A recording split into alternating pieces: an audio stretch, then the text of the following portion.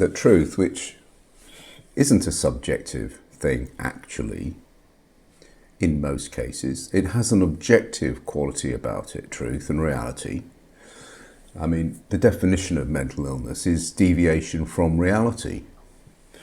That is that as you become manic and then psychotic, you move into a sort of parallel universe where you believe that God is talking to you through the television. Now, this just isn't true. You believe it to be true, but it's not true. And it's literally the definition of severe mental illness, being out of a line with reality. So, there is a thing called reality and there is a thing called truth. We might not like it, but it exists. And of course, this was the point of the Enlightenment, to sort of move from a sort of superstitious world into a world where an objective reality was the starting point for most discourse. We've now, of course, gone back in time, and we've completely infantilized ourselves, and we can just say anything, and we are now able to believe anything. We've really become pre-Enlightenment primitive beings.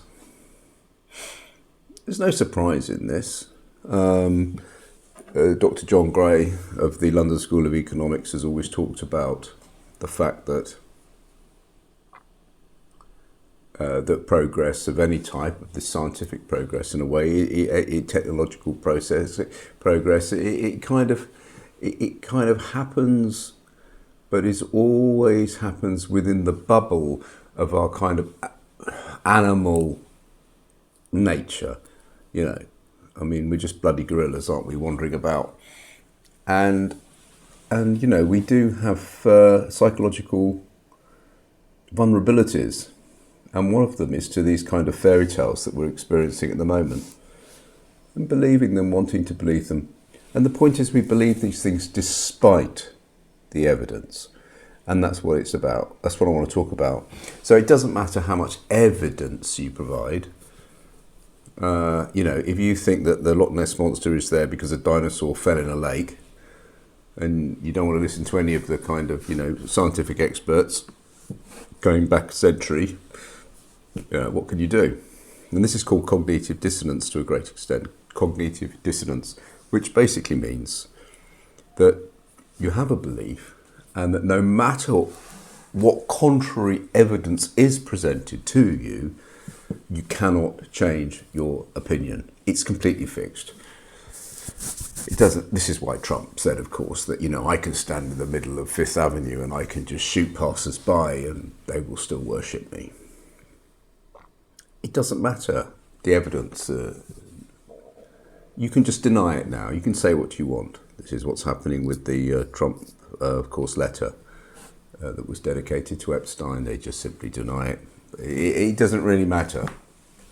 Cognitive dissonance.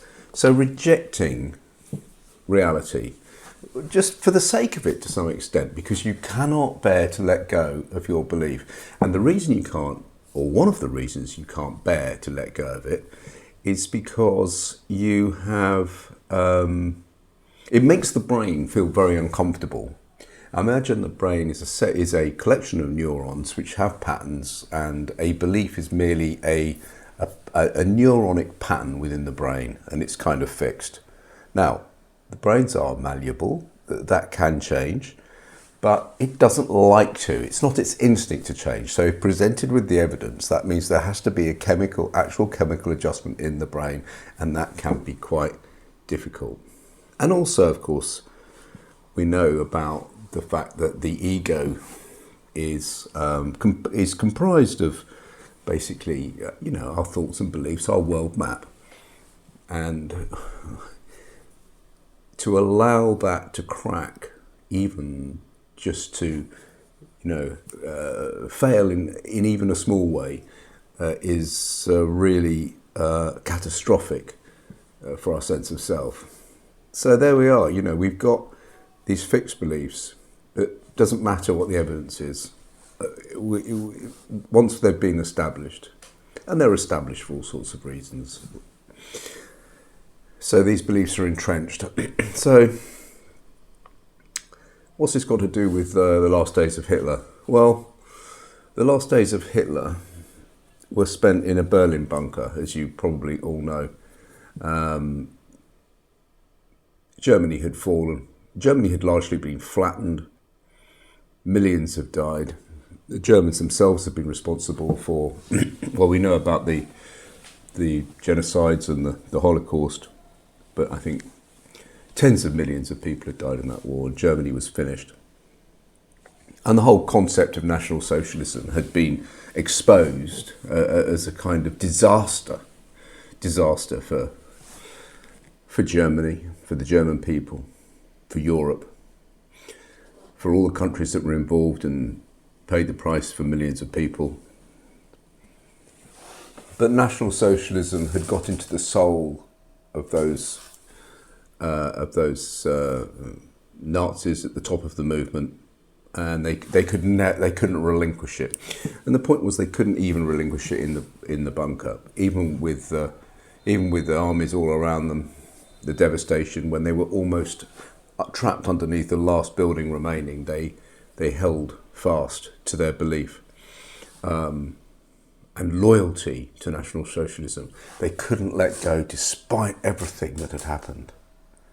You know, despite literally an ocean of dead bodies extending for thousands of miles in every direction. The cruelty, the torture, the horror, the destruction. They still vowed loyalty, and they said in that bunker, you know, that they still rallied. And they railed against the Jews, even in that little bunker, right at the end, hours to go before their death through suicide. Forget about Hitler. His right-hand man, the propaganda minister, Joseph Goebbels, and his wife, Magda Goebbels, they took their 6 children into the bunker, 6 young children, and they killed them all. They killed their children, one by one. They didn't kill the children because, the children were going to be subject to some awful interrogations or punishments, by the Allied forces that were coming. The Allied forces would have liberated those children. They knew that. Those children would have grown up post-war, probably in France, which was it was really booming in France post-war. It would have been cafes and bars and the best education system in the world and the best healthcare system in the world. A place where, they believed in joie de vivre, the joy of life. So that was the destiny of the children had they lived. So why did they kill them? It must be very difficult to kill your own children. You really need a good reason.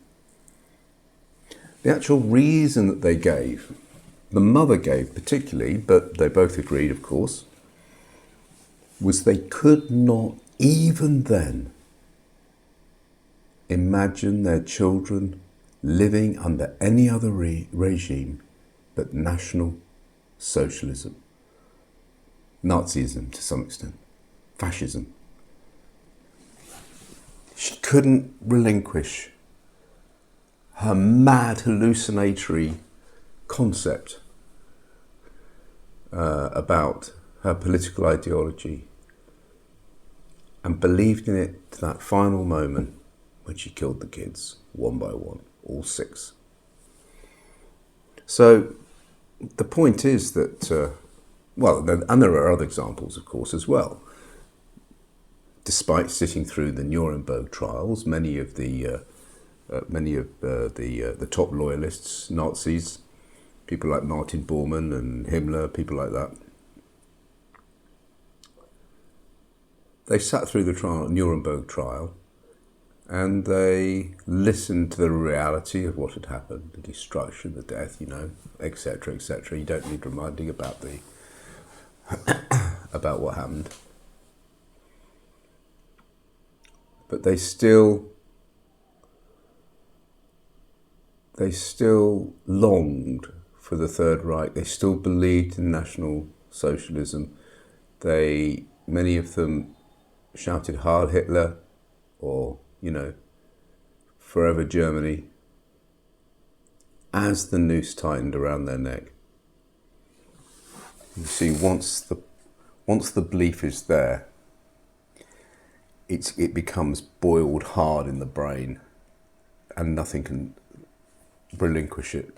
And we've kind of reached that situation here now, and it's happened very, very quickly. But the good news is, of course, that most people who don't exist in a kind of little sort of YouTube-y bubble or kind of extreme TV, right-wing news channels are not quite as extremist or obsessed about things as sometimes it appears if you look at social media, because of course the whole social media platform is designed to be extreme. It has to, in order to exist, otherwise it just dies. This is why rambling channels like mine, of course, they will never get any traction. There's no point in doing this for views. You do this because as a form of self-therapy, I guess. So I think, just to finish off, the reason that this is getting worse is largely because of these echo chambers and social media. So you end up in a bubble of reinforcement of your own beliefs. And remember, this is just about sort of neuron pathways in the brain. And once they've established, and then once they're kind of solidified and they settle, it's very difficult to change them. And we're living in these little echo chamber bubbles. And we're not even exposed to any dissonance. We can't get used to any dissonance, really. And when we come across it, it revolts us. We're living in strange times, that's for sure. And I'm glad that I'm out of it a little bit.